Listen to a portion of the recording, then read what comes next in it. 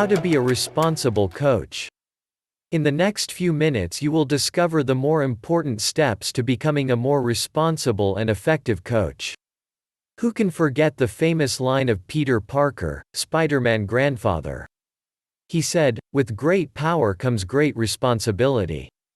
Society expects Spider-Man, a comic book, TV and movie superhero with extraordinary powers, to be responsible for saving his town and the world from the forces of evil.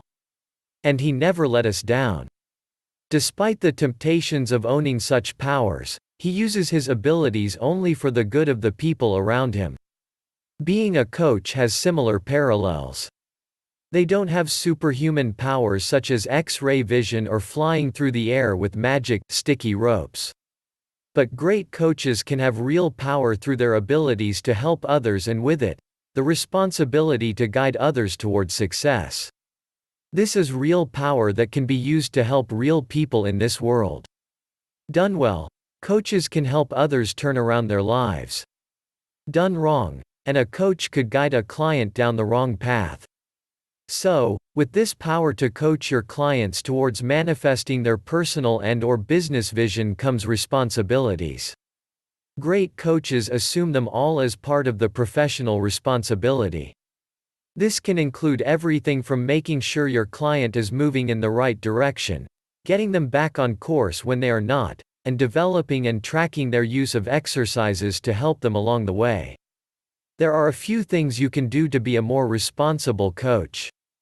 Just as important, these same skills can be imparted to your clients to help them lead more responsible, integrity-filled lives. How to bring out the more responsible you in yourself and your client. Number 1. Develop self-awareness. Learn and know your own strengths and weaknesses to be able to view your behavior objectively. Recognize your shortcomings, receive feedback, and make changes when necessary. The more self-aware you become of all your aspects, the more you will know what kind of clients you can coach best, and just as important, those best referred to others. Dr. Gerard Bell, business consultant and professor at the University of North Carolina in Chapel Hill, advises us on how to expand our self-knowledge. He said, "Study yourself closely and practice self-assessment techniques to learn how you behave, and the effects you have on others. As others for their option, feedback, and suggestions to become a better coach." The lesson is simple. The more we grow, the more we can offer, and the more we can help others. Number 2. Learn to separate responsibility from worry. When we hear the word responsibility, we often think to ourselves, another task, another problem. However, responsibility is not about worrying over things given to us to work out. Consider this story. One night at the end of the second shift, the head of operations walked out of the plant he managed and passed a porter. A porter he passed said, "Mr. Smith, I sure wish I had your pay. But I wouldn't want the worry that goes with it." Mr. Smith answered, "I give the best I can when I am here. But I drop the worry when I leave so I can be 100% with my family when I'm at home." You, too, can learn to give your best to challenging work, but then, leave it at the door, when you're off hours. Worrying accomplishes nothing except to eat away at us, and actually ends up making us less effective. Don't let worry taint your clarity of judgment and ability to take decisive action. You can learn this as you grow. Carrying the responsibility of coaching should not intimidate you.